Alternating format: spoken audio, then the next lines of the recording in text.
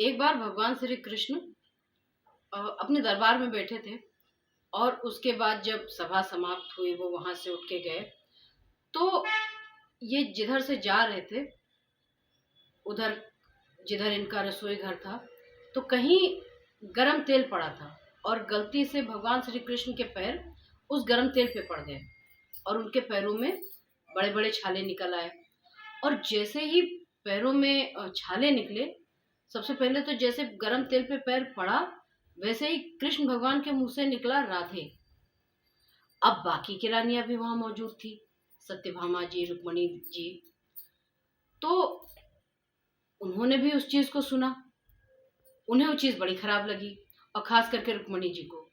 अब ये लगा कि जब हम सभी यहाँ हैं, चौबीसों घंटे उनकी सेवा में तत्पर हैं, और फिर भी मुंह से निकला राधे। स्त्री और वो भी पत्नी, स्वभाव से जाहिर सी बात है थोड़ी जलन, थोड़ी शंका। लेकिन जब उन्होंने सुना तो भगवान श्री कृष्ण से तो कुछ कहा नहीं, लेकिन कुछ समय पश्चात उन्होंने अपने कुछ जो सेवक थे उनको भेजा कि पता करो ये राधा कौन है। मैंने जब से भगवान श्री कृष्ण के जीवन में प्रवेश किया है राधा नाम कई बार सुना पर कभी मिली नहीं। पता किया गया और फिर जब पता किया गया कि राधिका जी कहाँ हैं, कहाँ रहती हैं, तो रुक्मणी जी अपने दलबल के साथ पहुंची उनसे मिलने। जब रुक्मणी जी पहुंची राधिका जी के द्वार पर तो इनकी दासियों ने उनसे कहा कि आप बता दीजिए रुक्मणी जी को कि मथुरा की राजरानी मिलने आई है। तो उस समय पर द्वारपाल ने अंदर खबर भिजवाई तो एक दासी निकली। तो उसकी सुंदरता देखकर रुक्मणी जी आश्चर्यचकित हो गईं कि ये दासी इतनी सुंदर। लेकिन फिर भी सर सम्मान बुलाया, अंदर ले गई। तो दूसरी दासी दिखी, दूसरी उससे भी अधिक सुंदर, फिर तीसरी दिखी। इसी तरह से जैसे जैसे वो आगे बढ़ती गई तो रुक्मणी जी मन में सोचने लगी जिसकी दासियां इतनी सुंदर हैं वो स्वयं कितनी सुंदर होगी। लेकिन जैसे ही उन्होंने राधिका जी के दर्शन किए रुक्मणी जी को चक्कर आ गया। परंतु जब उन्होंने उनको संपूर्ण देखा, जब मुख के दर्शन किए तो चक्कर आ गया, और जब संपूर्ण दर्शन किए तो रुक्मणी जी कुछ पल के लिए बेहोश हो गई। जब मूर्छा से वो होश में आई उसके पश्चात उन्होंने राधिका से एक प्रश्न पूछा कि बहन आपके शरीर पर इतने छाले कैसे। तो राधिका जी ने मुस्कुराते हुए कहा कि जिस समय कृष्ण के पैरों में वो गरम तेल लगा था उन्होंने कहा राधे। राधा कृष्ण की ही परछाई है, मैंने उनसे किसी सुख की तो कामना की नहीं, भला मैं उन्हें कष्ट कैसे होने देती। उनके पैरों में पड़ने वाले छालों का दर्द और छाले स्वयं राधिका जी के शरीर पे देख के रुक्मिणी जी सोचने लगी किस तरह का प्रेम है। मगर वो कुछ बोली नहीं। कुछ समय वार्तालाप किया, उसके पश्चात विदाई ली और मथुरा वापस आ गई। तो जैसे मथुरा वापस आई तो भगवान श्री कृष्ण ने जब पहली बार देखा इनको, रुक्मिणी जी को, तो मुस्कुरा पड़े, बोले मिलाई राधा से। तो ये हकबका गई और इन्होंने कहा हाँ मिली।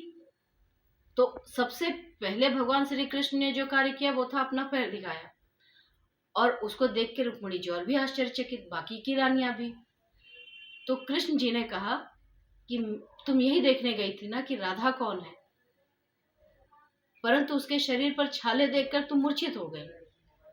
रुक्मिणी जी ने कहा नाथ आपको ये सब कैसे पता, आखिर आप वहां थे नहीं।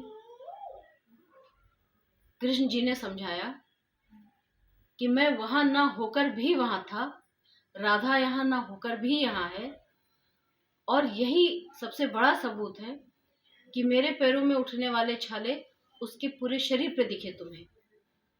तो रुक्मिणी जी ने पूछा कि रहस्य क्या है। तब भगवान श्री कृष्ण ने कहा कि तुम अपने अंतर मन की शक्ति से देखो। जब ऐसा हुआ तो कुछ पल पश्चात ही रुक्मिणी जी को राधिका जी के जो दर्शन हुए वो ऐसे थे कि भगवान श्री कृष्ण के बिल्कुल बगल में बैठी हैं वाम भाग में, और साथ के साथ ब्रिज की जितनी गोपियां थी वो उनके पीछे हैं। अब रुक्मिणी जी बाकी की रानी और भी आश्चर्यचकित हुई और उन्होंने कहा कि नाथ, ये रहस्य समझाइए।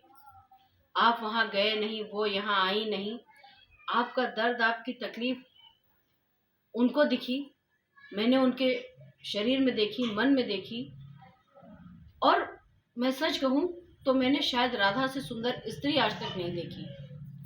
परंतु ये सब क्या है? तब भगवान श्री कृष्ण ने कहा कि राधा या गोपियां केवल नाम नहीं है, ये भक्ति है, प्रेम है। राधिका का प्रेम इतना निर्मल, इतना निश्चल और स्वार्थहीन था। उन्हें भगवान श्री कृष्ण से कुछ नहीं चाहिए था, उन्होंने तो केवल समर्पण किया। गोपियों ने भी समर्पण ही किया, चाहा बदले में कुछ नहीं। ईश्वर को पा वही सकता है जो उसके प्रति समर्पित हो जाए। प्रेम जब समर्पण में बदल जाए वो भक्ति हो जाता है, और जब प्रेम भक्ति में हो जाए तो वो सबसे श्रेष्ठ परिकाष्ठा होती है प्रेम की। गुड इवनिंग दोस्तों, अगर आप सबको मेरी बातें अच्छी लगी तो प्लीज़ मेरे चैनल को सब्सक्राइब करिए, लाइक करिए और ज़्यादा से ज़्यादा शेयर करिए। और एक बात, इसी जुलाई से मेरे इसी चैनल पे 1st to 12th क्लास के लिए हिंदी की क्लासेस भी मिलेंगी, और आप सब ज़रूर देखिए। Thank you.